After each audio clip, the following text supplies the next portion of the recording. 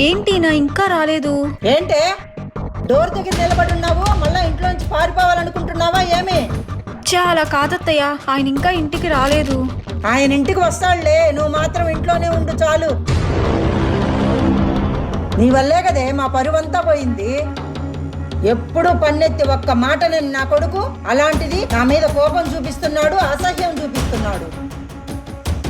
వాడిప్పుడు ఒక్క నిమిషం కూడా ఇంట్లో ఉండనట్టు చేసేసావు కదా నువ్వు.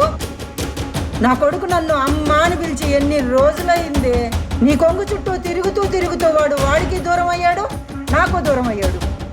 అంతేలే, పెద్దవాళ్ళు చెప్పినట్టు పెళ్లి చేసుకుంటే ఒక మంచి మర్యాద అని చెప్పి అటు 7 తరాలు ఇటు 7 తరాలు చూస్తారు. ఇలా లేచిపోయి పెళ్లి చేసుకుంటే ఎన్నిసార్లైనా లేచిపోవడానికి సిద్ధంగా ఉంటారు కదా. ఏంటే